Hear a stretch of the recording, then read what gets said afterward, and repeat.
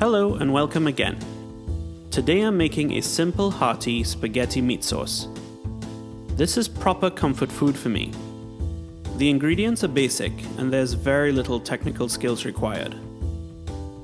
Firstly, set up a heavy bottomed pot over medium heat and add a couple tablespoons of olive oil. I like using my enamel coated Dutch oven because it gives me plenty of room to work and it's easy to clean afterwards. Next in goes one large onion, roughly chopped. There's no need to wait for the oil to heat up here first. As a matter of fact, as the oil comes up to temperature, the onion will start to sizzle, which is a good audible indicator if you're busy doing other things in the kitchen. Just make sure it's all coated in oil and spread out as much as possible.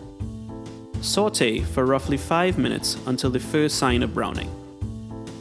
As soon as the onion barely starts browning, add 4 cloves of roughly chopped garlic. You'll immediately smell the sweetness of the garlic as it hits the hot oil. Garlic burns very easily, so it's usually a good idea to throw it in a few minutes after the onion so they both caramelize evenly. After a few minutes, add the minced meat. I'm using a pound of lamb here, but feel free to use an equal amount of beef or chicken or whatever you want. I'm mostly trying to break up the large chunks and spread it evenly over the base of the pot to create maximum surface area for browning.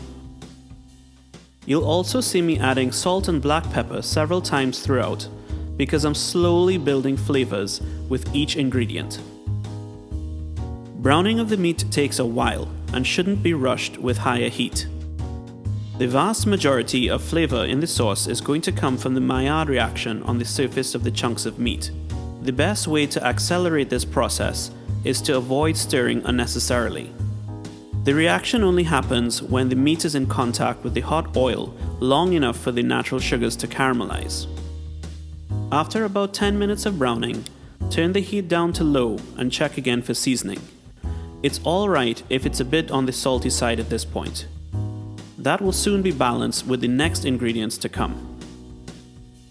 Now add a cup of red wine to deglaze. I like port for lamb, but something dry would work better for beef.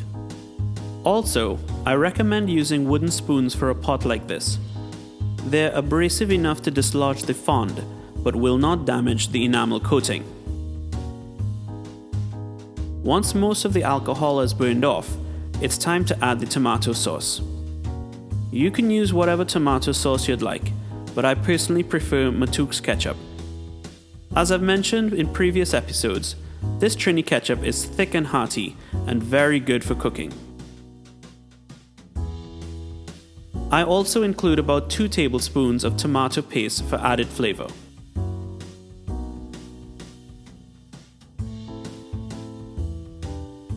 Mix all together and then add about 2 cups of water and stir thoroughly.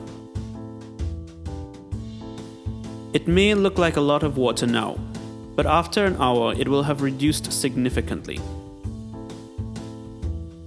The final ingredient is about a cup of fresh basil.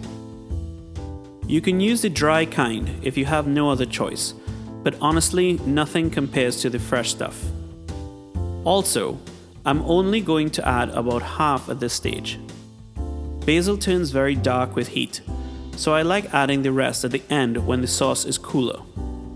This way, some of the bright green is preserved for better presentation. Give it all a good mix, cover with the lid, and reduce the heat to minimum. Every 15 minutes, stir the pot to make sure nothing is sticking to the bottom. After half an hour, check for seasoning. Okay, so it's been about an hour, and as you can see, the sauce has reduced into a thick, bubbling concoction. With the heat turned off, I'm adding the last handful of basil and combining. Time for serving. I'm using some regular boiled spaghetti, nothing fancy at all.